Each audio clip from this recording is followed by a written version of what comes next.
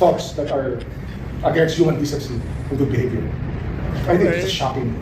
And we just leave it at that. I think that we all know the score on what kind of vice president we have.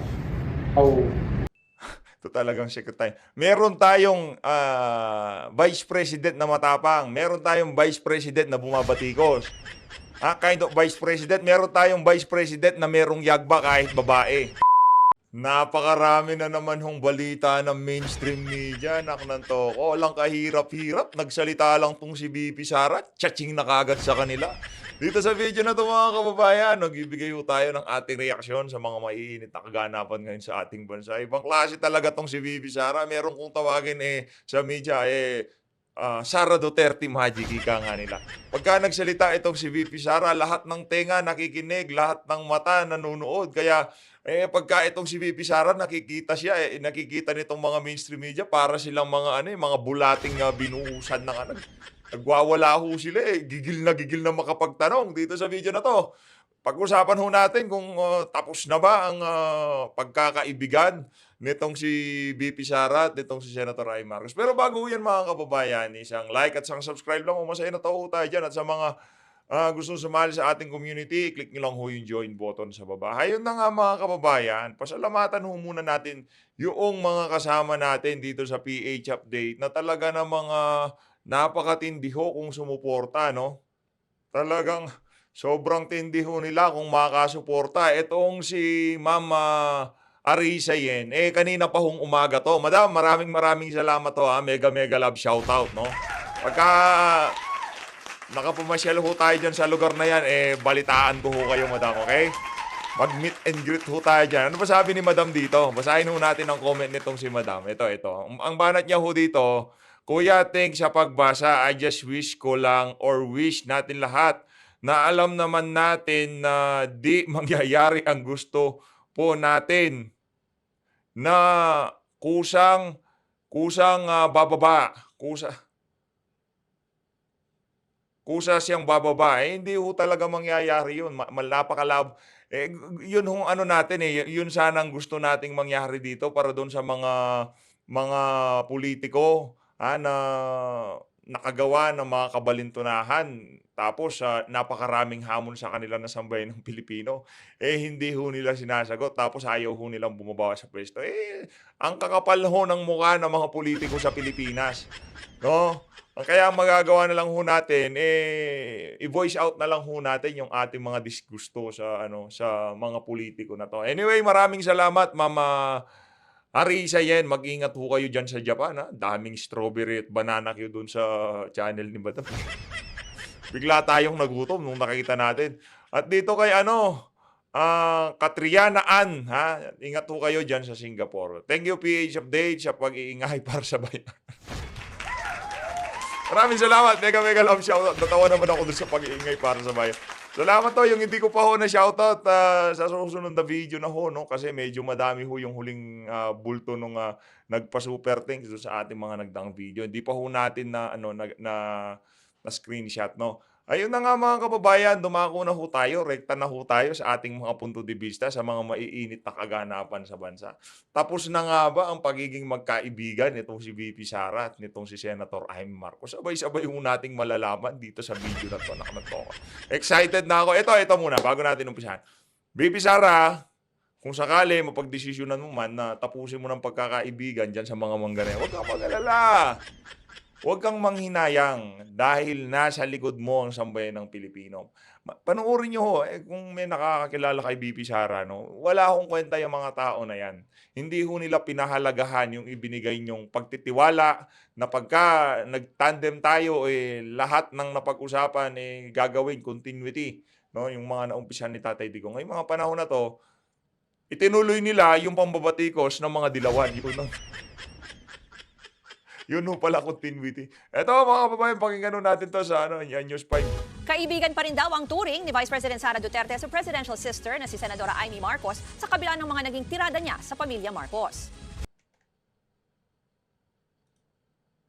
Pero ayon kay VP Sara, hindi niya masabi kung FO o friendship over na sila ng senadora. Kwento ni VP Sara, naging malamig ang tugon ni Senator Marcos nang i-text niya ito pagkatapos ng naging press conference niya noong Biyernes.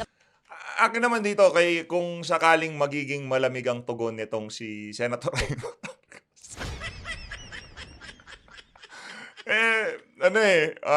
Kung sakaling magiging malamig ang tugon niya, naiintindihan nun natin. Kasi tatay niya, yung diktador na tatay niya, huhukayin eh. 'Di ba? Pero bago siya magalit kay VP Sara, yung galit niya sa sitwasyon, naiintindihan natin. Pero yung magiging galit niya kay VP Sara, kailangan ho natin tanungin yan. Kung saan nanggagaling yan, di ba? Alam mo naman, Manang Amy, yung hipag mo, ayan, hipag na ha. Comment na naman kayo sa bayaw-bayaw na yan eh. Hindi ko nga alam yan, yung bilas, balae, hipag, ayan, hipag mo. Ang gawin mo, yung hipag mo, painumin mo ng painumin, Sen Amy. Lasingin mo, tapos tanungin mo siya kung anong plano nyo ni Tamba. Baka sakali umamin, di ba? Pero, kidding aside, etong si Butod at itong si Tamba, sila ho talaga ang pakana ng lahat ng kalokohan sa Pilipinas. Mga kababayan, hindi na lang ho makahindi itong si Marcos Jr., hindi niya ho maaamoy ang halimuyak nitong si itong si Yak. Hindi ho niya, yan ang laro niyo sa social media eh. Kaya din namin laruin yan. As much as possible, nagpapaka-formal ako dito sa PH Update ha. Huwag niyo akong hintayin ibalik natin yung dating form natin na talaga namang papakabait na tayo kasi malapit na eleksyon eh. Diba? Baka natatakot ho itong si Marcos Jr. Baka hindi niya na maamoy yung halimuyak ni Coca. Halimuyak ni Coca. Gagawa tayong bagong channel. Ang title ang pangalan ng channel Halimuyak ni Coca. Pag-alaman din daw ng bise mula sa isang common friend na nainis si Senator Amy sa kanya matapos ang naging mga patutsyada niya kay Pangulong Marcos. Tinext ko siya and she was cold. Malamig. Cold, Para sa cold. akin, she's a senator, she's a friend. I did not attack her. Samantala, kinundi na rin ni President Ayun, eto dito ho tayo kay Senyora Sandra. Bago mo birahin si VP Sara, ano kakasaka, sir? Kakasaka doon sa pulburon test. Oh. Pati ikaw, pasayaw-sayaw ka, pag ganyan-ganyan ka nung nakita kong video. Nakananto ko, anong nangyari dito sa bata na to? Sabi ko, ibang klase ka, sir. Ibang level yung, ano bang feeling? Ano bang feeling na nararamdaman mo? Feeling na nararamdaman. Ano bang feeling mo nung mga panahon na yung pasayaw-sayaw kang pag ganyan-ganyan ka? Ano nararamdaman mo doon, sir? Bago mo birahin si VP Sara. Sa bagay din niya naman kayo sinagot eh. Pero ito lang paalala ko dito sa bagito na to na sarap, sarap kulayan ng buhok. Ang sarap i-manicure at i-pedicure. Ito, pakinggan. Hindi naman siya sinagot ni VP. Baka umiyak eh. Baka bigla akong magulgul yan, magwala. Tumakbo kay Kokak, di ba? Tama na! Mama, inaway ako ni PH! Presidential Son at Ilocos Norte Representative Hindi. Kalimutan na natin yung old form natin ha. Old form, kalimutan na natin.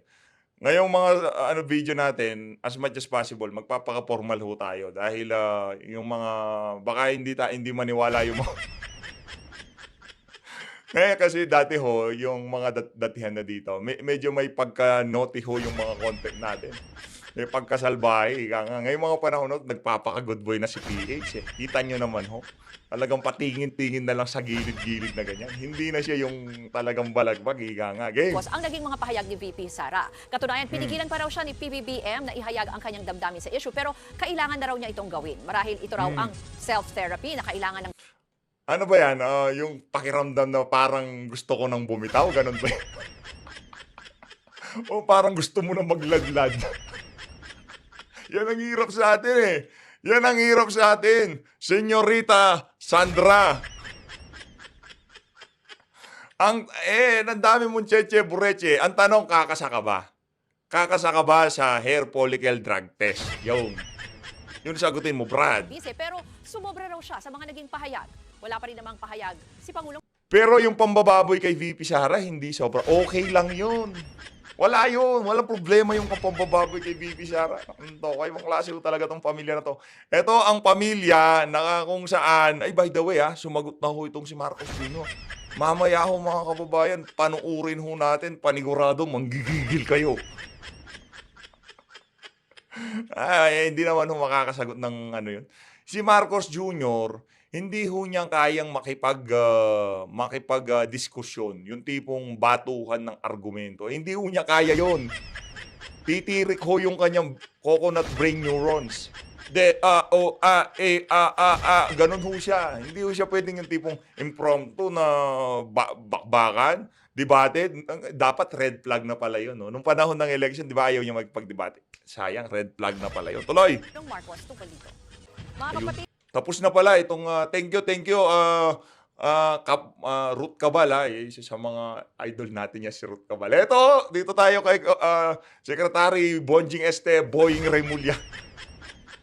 Isa ho siya sa mga inararo kanina nitong si Bibi Sara. hindi, good boy. Good boy, kalma. Isa ho siya sa mga inararo kanina. Ano lang to ako? Sir, abogado ho kayo. Pero sa bagay, DOJ secretary ka. Natural, hahanapan mo ng butas yung mga patutsyada ni VP Sara. Nasaktan panganay na kapatid ng mga Marcos yun Nasaktan ka ba sir doon sa paghukay kay Marcos Sr.? Ganun talaga. Panganay na kapatid siguro siya ng mga Marcos, kaya ganyan. Ganun ho ba sir? Kaya daig nyo pa ho yung magkapatid, hindi umiimik kayo ho talagang grabe yung pagkakaano nyo, yung mga banat nyo sa social media. Pakinggan natin tong si Bonjing Boying Remulla. Game. Very disturbing nga ito. Very disturbing. We are studying the possibility of filing cases based on criminal acts. That's the most important point about this. Alam mo, Secretary Boying, file nyo lahat ng kaso kay BP Sara. Yung kaso mo na yan, walang kwenta. Sabihin ko sa'yo. Tingnan lang yan sa kinahaharap niyang pambabati ko sa mainstream media. Mainstream media, sa House of Representatives, naku, tingnan lang yan. Walang kwenta yan. Tatawanan ka lang ni BP Sara. Ano sa tingin mo? Yung pambababoy ng Committee on Good Government and Public Accountability, malalampasan mo sa ipapile mo na kaso na yan? Sa tingin mo, malalampasan mo si Joel Chua sa pagbira kay BP Sara? Naku, hindi ho magpapahuli yun. Kaya nga, siguro itong si Joel Chua at itong si Sandro Marcos, si isa parlor nila, no? Hindi. Yan lang yun. Tayo rin naman, nagpapaparlor tayo. Kayo naman, day. Mga girl. Baka biglang merong lumipad na pinggan dito. Naku, kuyari tayo dyan. Nagpapa-pedicure, manicure, pedicure din naman ho tayo. Kaya magpapaparlor na. Magpapasalon na ako nito kasi medyo umahaba na ho yung buhok natin. Ipapastyle ko na siya. Makakasabay ko itong si Congressman Joel Chua. Magpiping kami na damit. Tapos magbubuts kami. Hoy, huwag kayong magalit Ano lang yan. Nakita ko yung mga larawan nitong si Congressman Chua. Medyo passionista siya, no? Passionista. Mahilig siya sa passion. At feeling ko, isa siya doon sa mga politiko na sineselebrate ang Pride Month. Is probably how shockingly disturbing. Such statements coming from somebody who has held the position of Secretary of Education. Oo. How can we...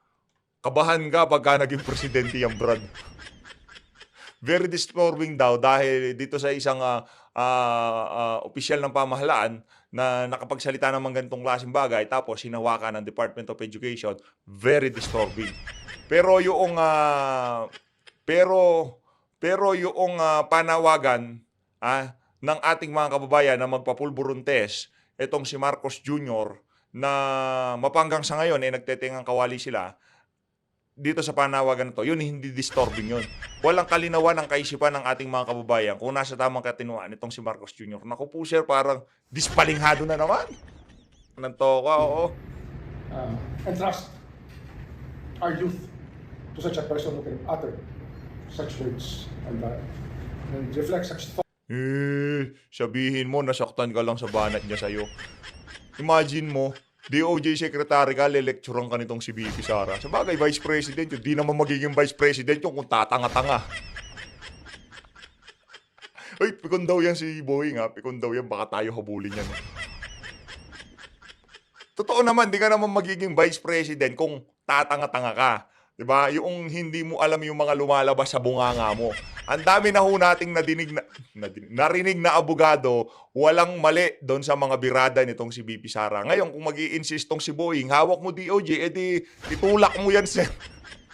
Thoughts that are against human decency and good behavior. I think it's shocking. And we just leave it at that. I think that we all know the score on what kind of vice president we have. How Ito talagang secretary. Meron tayong vice president na matapang. Meron tayong vice president na bumabatikos. Kind of vice president. Meron tayong vice president na merong yagba kahit babae. Hindi kagaya ng mga lalaking nasa loob ng administrasyon, na lalaki pa naman, umasta sila para silang nakatirintas na paganyan-ganyan, anak ng toka. Daing nyo pa yung mga mga Barbie doll. Mga wala kayong yagba. seemingly unstable her mind can be. And this country does not deserve a future with a kind of person like this. Ay, ito lang naman yan, Sek Boying. Matakot ka pagka naging presidente si VP Sara. Kasi kayong lahat, alam nyo, may kalalagyan kayo pagka naging presidente si Vice President Sara Duterte. Dito sa bahagi ng video natin na to, pakinggan naman ho natin. Naku po, talagang talagang dire-diretso yung content natin kasi medyo na-busy tayo kanina. Hindi ho tayo nakapag-content ng dire-diretso kasi dami ho nating iniisip. Medyo na-stress ho tayo ng konti. Pero ngayon, na tayo? Medyo relax. Okay na ho. Okay na tayo, no? Okay na. Kalma na tayo. Kalma na, chika nga. Game.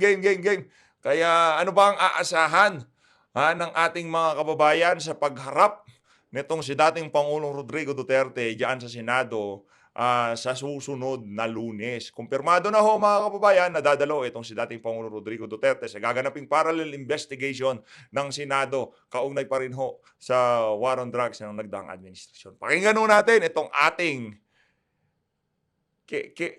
kesong puti, kesong pula, kesong dilaw, keso lahat, keso di bola. Ang ating Senate President, Cheese Escudero. Palakpakan. Diba? Iba-iba ho yan. Iba-ibang kulay yan. Pagka yung administrasyon medyo red, kesong pula. Pero pagka hiniwa mo yan, dilaw pa rin ang loob niyan. Pagka Duterte, kesong Duterte. Oh. Gang. Pakinggan natin itong mga kaloko. Game. Good afternoon. Good afternoon. Ni. Hello. Sir, dadalo daw iimbitahan na si dating Pangulong Duterte sa Lunes po, yung umpisa ng hearing on drug war. Oo, nagkausap kami kahapon ni Senator Pimentel at ni Senator Bato. At ang napagkasunduan nila ay Lunes imbis na Biyernes para sa unang pagdinig ng komite ng Blue Ribbon sa ilalim ni Senator Pia, pero ang magpe-preside ay si Senator Coco Pimentel. At kinumpirma sa akin ni Senator Bato kahapon na nais nga niyang imbitahan si Pangulong Duterte at na as of yesterday ay dadalo daw si dating Pangulong Duterte sa pagdinig sa Lunes. Ayos. Ano lang significance? Napakaganda nung development na yun, no? Kung sa Senado dadalo tong si Pangulong Rodrigo Duterte, approve, panalo. Ano tayo dyan? Isang matigas na saludo para kay Tatay Digong. Matatapos na ho ang kalokohan. Kaya itong mga nasa House of Representatives, talaga namang double, triple, quadruple times sila ngayong mga panahon na to.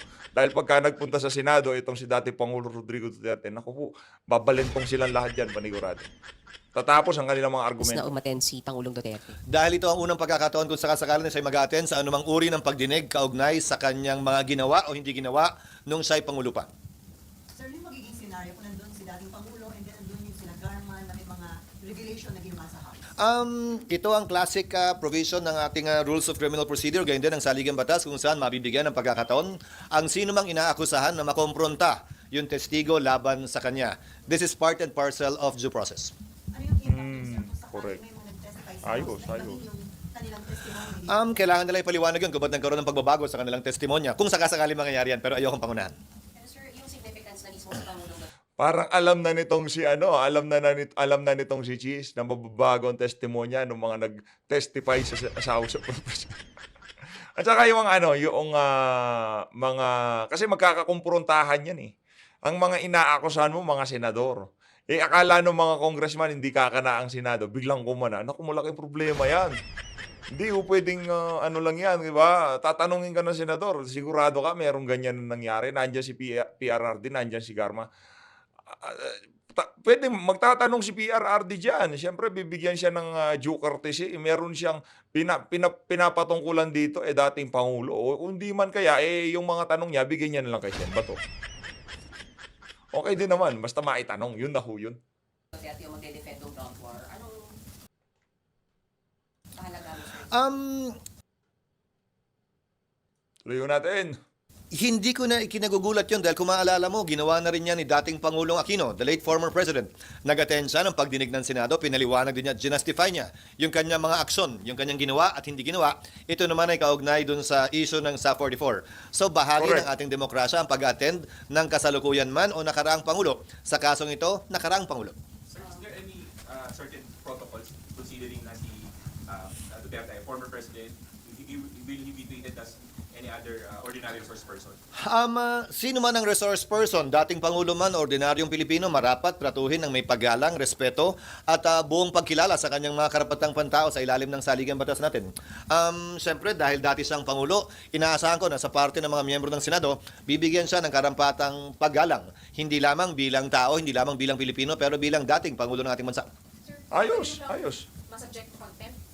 Okay ho yan. Ayokong pangunahan, pero wala akong nakikitang dahilan sa ngayon para gawin o mangyari yan.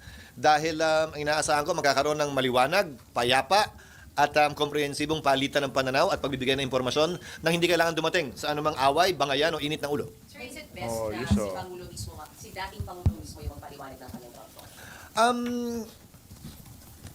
Bakit hindi? Pero may mga ibang detalye siguro na mas alam ng mga nanilbihan sa ilalim niya at siyang mas makakapagsabi kung sino-sino nga ba yon. Sir, may pinag-usapan ba kayo paano dapat i-handle yung investigation, paano yung maging flow ng investigation? Wala. Ipinabayan niyo lahat kay Senator Coco. Pinabaya ko kay Senator Pimentel at buwang kumpiyansa ko sa kanya, hindi lamang dahil Ayos, siya ay ayos. batikan ng senador, pag-graduate na nga, pero dahil abogado rin siya at hindi lamang ordinaryong abogado, bar top notcher pa. No special treatment for Digong, sir? Hindi naman sa walang special treatment, pero inaasahan ko at aasahan ko at ina-expect ko na bibigyan siya ng buong paggalang ng komite. Ulitin ko, hindi lamang bilang Pilipino, hindi lamang bilang tao, pero kabilang na bilang dating Pangulo ng ating bansa. Or sir, ano exemption or mas lax yung protocol regarding to him pag nagsalita siya? What do you mean by mas lax yung protocol? Naging bahagi si Pangulong Duterte ng Kongreso. Nag-congressman siya, magkasabay kami noong 11th Congress. Alam ni Pangulong Duterte ang rules of procedure ng Kongreso. Meaning, will he be allowed na statement lang, tapos walang Q&A sa kanya kung ayaw niya magpa-Q&A? Ayokong pangunahan, pero inaasahan ko na magkakaroon ng pagtatanong. Sir, yung akbayan, may panawagan na mag-indefinitely muna si Senator Bato and Bongo kasi nga, isa sa lahat na may role doon sa war on drugs. Anak ng toko, pati ba naman yung pag-indefinitely? Pinapalibho nila itong si Senator Bato de la Rosa, pero talakayin na lang ho natin yun sa mga susunod na araw. Ay, sa mga susunod na video. Anak ng toko, talagang gusto nilang kontrolin, pati Senado, mga walang iya talaga itong mga kabayan na to. Yun ho ang mga bataan nitong si Risa. Hindi ako pwedeng magsalita dyan. Hindi ko pwedeng utusan itong si Senator Bato. Kayo bumanat, kabayan. Kasi daw may parang conflict of interest and at the same time baka ma-undermine yung credibility ng investigation. Hindi ito investigasyon kaugnay ng paggawa ng isang krimen. Wala pa tayo doon. Ito investigasyon pa lamang ng Kongreso at ng Senado kung saan wala pa namang kasong inihain o isinasampa. Kaya sa pananaw ko, walang dahilan para gawin nila yan sa ngayon. Kaugnay ng kanilang partisipasyon sa pagdinig, miyembro sila ng Senado at dapat nalalaman na rin nila yung papel na dapat nilang gampanan bilang miyembro ng Senado at bilang isa rin sa inaakusahan. Ika nga, pag dumating yung punto na sila ay magsasalita kaugnay sa mga personal knowledge na alam nila, kaugnay sa pinag-uusapan sa pagdinig, I will presume that they will be stating these facts on their oath as a member of the Senate without need of actually taking their oath. So bibigyan sila ng chance to defend themselves sa may allegation against them. Of course. Mabibigyan sila ng pagkakataong magtanong o hindi man mag-assert. Mga walang yang media to, natural, mga sitting senator yang mga yan. Merong mga ganong klaseng aligasyon. Bilang respeto na lang sa Senado na kinabibilangan nila, dapat bigyan sila ng leeway para kumpirmahin, yung kumprontahin, yung mga nag-aakusa sa kanila. Okay. Di ba yun naman ang pakay nyo? Di ba para sa mga media, di ba yun naman talaga ang sole purpose ng lahat ng pagkukover nyo na yan para malaman natin ang katotohanan? Ang gusto nyo kasi, banatan sila tapos hindi sasagot. Ganito lang si Senator Bato. Tapos, pupuntahan nyo sila, tatanong-tanong kayo sa kanila, ano hong masasabi nyo, hindi naman formal na venue yon para sagutin yung mga aligasyon, yung media na yan. Formal na venue, yaang hearing. Bakit kanyo? Magkakaharapan to kasi alam mo naman natin, pamumulitika yan. Hindi naman pupunta ng korte yan kasi kung aakyat sa korte yan, matagal na hong isinampayan, no? Alam natin, pamumulitika yan, no? Pinulitika nila dyan sa House of Representatives. Ngayon, mamumulitika sila dyan sa Senado. Tingnan natin kung kaninong mas magaling na politika dito sa mga politiko na to. Ng personal knowledge nila o nalalaman nila kaugnay sa bagay na ito. Marahil magandang pagkakataon din yan para mabigyan sila ng pagkakataon. Mabigay yung kanilang panig sa isyong ito.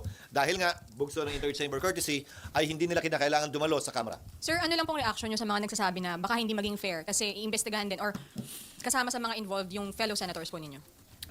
Siguro. Anak na to, mga walang kakwenta-kwentang katanungan naman itong mga media na to. Doon sa House of Representatives, fair. Fair yung ginagawa nila na yon sa pagiging one-sided ng hearing. Fair yung mga ganong klaseng bagay na nangyari sa House of Representatives. Di kayo palakpakan natin itong mga walang yung media na to. Alam nyo yung word na fairness pagka sasagot na itong mga inaakusahan. Pero pagka binubugbog sila dyan sa House of Representatives, wala. Hindi nila alam yung word na fairness. Kung makita ko lang pagmumukha mo, madam, ita-thumbnail kita, walang yaka. Swerte kayo, nasa likod ka ng camera eh. Sa House of Representatives, meron tayong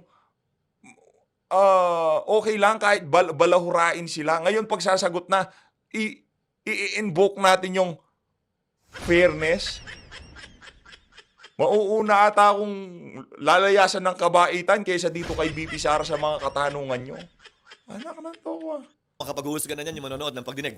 Correct. Para sa akin, ito na ang pinaka-fair. Kaya nga si Senator Pimentel ang mag-chair ng komite. Kaya nga Blue Ribbon Committee ang mag-chair. At doon, matikas na saludo para sa Senado. Binigay kay Pimentel, kaalyado, kaalaban, wala akong pakialam. Basta wag ibigay kay Senator Bato at Senator Christopher Bongo. Magiging self-serving, no? Ikaw yung inakusahan, kayo mag-iimbestiga. Magmumukha akong magiging walang kwenta yung hearing, no? Kasi kung ano man magiging findings, agad papasok sa utak ng mga administrasyon na bangag, silang nag-preside silang may control ng hearing Ganon ho yun. Chair, bagaman recess kami at kumuha ng motu proprio jurisdiction sa isyong ito. Hindi ba magagamit sa pamumulitika yung Senate hearing considering maraming Nako. Kasi tumatakbo pa sa certain position. Politics is the art of convincing other. Mga walang ya talaga tong mga ano.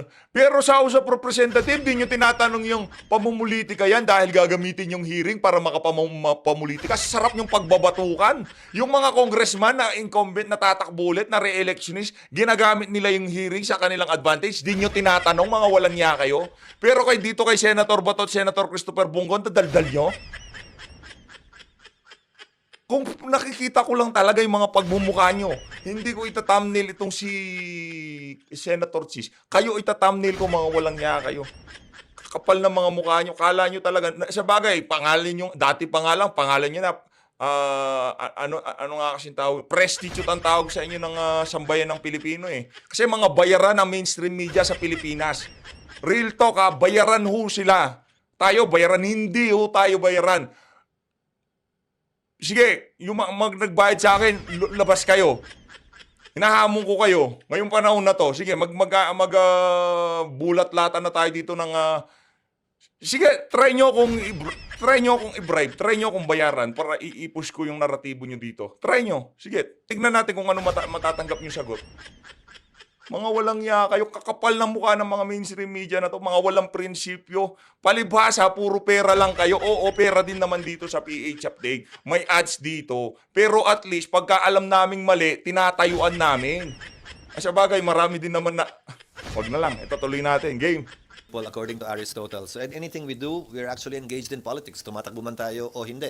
So pagkakataon yon sa parte ng mga senador, re-electionista man o hindi. Bala kong mag-relax dito sa video na to, yung tipong relax lang, pakinggan ko lang yung tanong, sundot-sundot lang tayo, anak ng toka, stress nyo ako.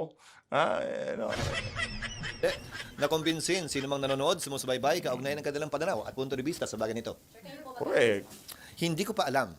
Dahil kahapon ko lang nalaman din yung schedule. How do we protect the Senate as an institution dito sa proceedings? That is the main job of the chairman of the subcommittee, if at all, Chairman Senator Coco Pimentel. Primordial intention should be to protect the institution and make sure that the rights of everyone invited, including the members of the Senate, are protected. And not being used as in politics. Again, politics is part of daily life, and for me, let the people be the judge of that. Pag ginamit nila yung pwesto nila, kung sakasakali, para protektahan lamang yung sarili nila, laban sa interes ng kanilang Lalabas opisina yan. bilang senador, hayaan mo ang sambayanan din. Ang humusga niyan, Correct. humusga ng bagay na yan, kaugnay ng individual na mga senador. At hindi para sa akin na sabihin gagawin nila yan o hindi nila gagawin yan. Correct. Eto mga mainstream media na to, mga bayaran talaga, mga walang ya kayo. Lahat na nagko-cover dyan, maliban dun sa merong yung mga tanong nila may kapararakan, yung iba walang yung mga tanong nila, yung mga hindi natin malaman saan baul nila pinaghuhugot. Anak ng tokwa. Kesyo, gagamitin nyo ho yung hearing para doon sa mga re-election ni Senator para susunod na election. Mga siraulo ba kayo? Di nyo ba nakikitang ginagawa ng mga congressman na re-election ni House of Representative? Yung pag-iepal nila, pagkukups nila doon, okay lang sa inyo. Anak ng toko, ang kakapal ng mga mukha nyo, mga sir, mga ma'am. Kung sino man na nandyan sa senatorial Senate media, mga walang hiya kayo rito. Kapal na mukha nyo. Sa bagay, pera lang naman talaga eh. Okay lang kahit na lukuhin na natin yung ating mga kababayan. Palakpakan ho natin itong mga prostitute ng toka.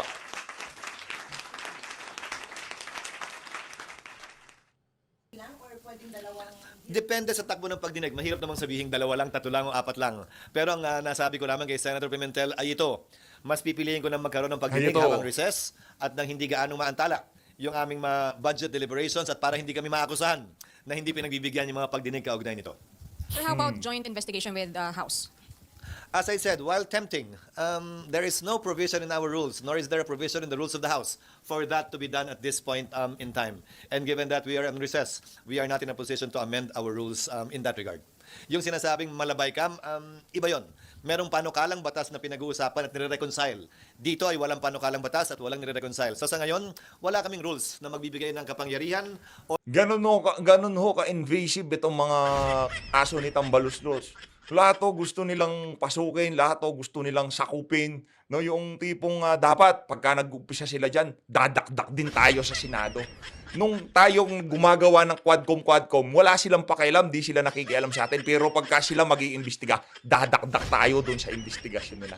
Yun ho ang kalidad ng mga congressman na meron tayo ngayong mga panahon na to. Talaga nakakagigil na to, ng procedure para magawa at gawin yan.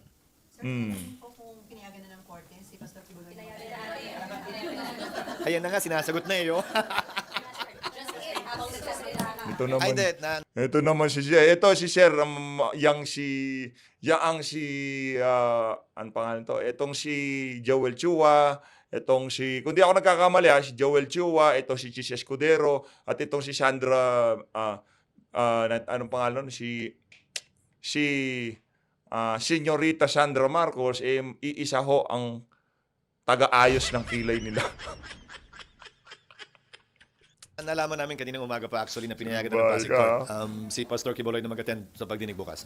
Kinausap ko na ang Senate Sergeant at Arms para tiyakin na magiging swabe at walang problema ang pagtanggap sa kanya ng Senado, kabilang na ang kanyang seguridad at pagpasok dito habang nandito siya at habang nagdidinig ang komite. So dagdag security tomorrow, sir? Hindi naman dagdag, inayos lang namin yung arrangements na hindi naman lahat yung buong batalyon ay papapasukin dito na puro armadong nandito. Hindi naman na kailangan siguro.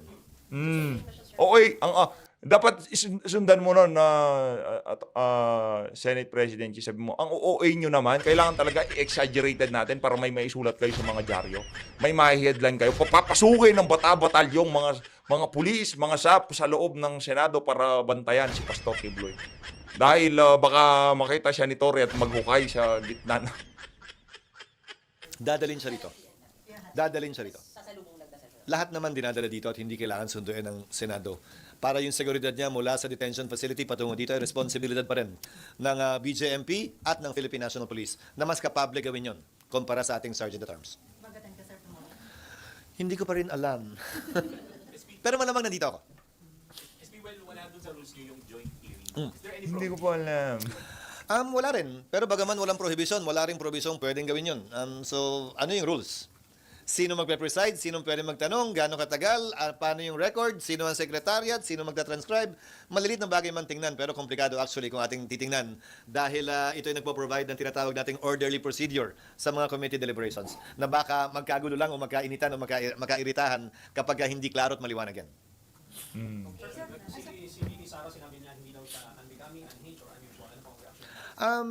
Well, magkaiba kami ng pananaw kaugnay sa bagay na yan. Iwanan na lamang natin siguro doon. Sir, according to DOJ Secretary Remulla, they are looking for the possible legal consequences na naging banta ni VP Sara na ipahuhukay ang bangkay ng dating Pangulo at tatapon sa West Philippine Sea. Bilang abogado, meron bang possible legal consequences? Hindi ko alam. Ang pagbabahagi ng intensyong gawin ng isang posibleng krimen nang walang overt acts, marahil hindi pa tumawid dun sa linyang yon. Pero mas alam siguro ng DOJ kung ano pa yung ibang kasong pwede nilang maisampa kung sakasakalit. At ayokong pangunahan ang DOJ. Matagal-tagal na rin naman ako hindi nagpa-practice. So mas bihasa si Secretary Remulla, Boying siguro sa bagay na yan sa puntong ito. Sir, yung meltdown ni VP Sara, Yung ano? yung meltdown niya, yung mga binanggit niya. Ikaw nagsabi niya na. Do you think that should determine her fitness to be, sabi nga ni Sen Coco kahapon, being spared by her? Walang probisyon para dyan ang ating saligang batas. Kung susuriin nyo, ang fitness kaugnay ng kalusugan ng isang opisyal ay binabanggit lamang sa saligang batas kaugnay ng Pangulo, hindi ng ikalawang Pangulo. Kung maalala nyo rin, ang probisyon ng ating saligang batas patungkol dyan ay nagsasabi na ang mayoriya ng gabinete ng Pangulo ay pwedeng sumulat sa Kongreso at magsabi na hindi fit kalusugan-wise ang Pangulo. Pero walang parehong probisyon kaugnay sa Vice Presidente. So, yan ay a gap o gray area kaugnay sa ating procedure at saligang batas at batas na umiiral. Sir, kung may plano siya sa 2028 election, suicide ba hindi naman? Hindi para sa akin sabihin yun. Natuto na ako sa halalan at sa tagal ko sa politika na ano man na nangyayari na mahaba pa ang panahon bago ang eleksyon ay pwede pang magbago, paakyat man o Correct. pababa. Papunta sa direksyong nais nating tahakin o nais niyang tahakin bilang kandidato o kabaliktaran nun. I have seen bigger issues actually do a 180-degree turn compared to this one. Ano ba bang sinabi niya kanina? Hindi narinig. Pero sir, sinabi niyo din ba earlier, ba parang walang effect yun sa opisina ng Pangulo, pero may effect sa Vice President? Ang sinabi ko yung walang epekto yung sinasabi niya sa ekonomiya at sa bansa sa ngayon. Dahil kung nagbabangayan man, kinorek ko nga, hindi nagbabangayan ng Pangulo at ikalawang Pangulo. Nagsasalita lamang ang ikalawang Pangulo laban sa Pangulo. At ang Pangulo hindi naman sumasagot. Hindi naman nakikipagbangayan ng Pangulo sa kanya. Siya lamang mula sa panig niya. Kumbaga, one-sided ito. Walang epekto ito sa aking pananaw, sa ating ekonomiya, sa stabilidad, seguridad ng ating pamahalaan. Pero kung sakasakali may epekto, sa kanya mismo at sa kanyang tanggapan. Tulad na nga na nakita natin mga komentaryo kaugnay sa ginawa niyang press conference ng mga nagdaang araw. Sir, salamat. Ayun! Meron pa ba? Wala. Anong announcement ko? Okay, sir. Ang ganda-ganda naman itong ano na to. Ayun na nga mga kababayan, yan ho nakikita nyo na yan. Yan ho ang mga nabubusog sa administrasyon itong si Marcos Jr. Kung panahon ni Tatay Digong, patay gutom ho yung mga ano na yan. Maraming salamat ho sa pagsuporta sa PH Update. Again, thank you ho sa napakatinding suportang ipinapakita nyo. Yung mga nag-super thanks, nagko-comment, nagre-react, lahat ng nangyayari dyan sa babae. Thank you ho. Sa susunod na video natin, pag-usapan ho natin yung mga nangyayaring kabalintunaan na naman dyan sa House of Representatives. Maraming salamat ho. Mahalin natin ng Pilipinas.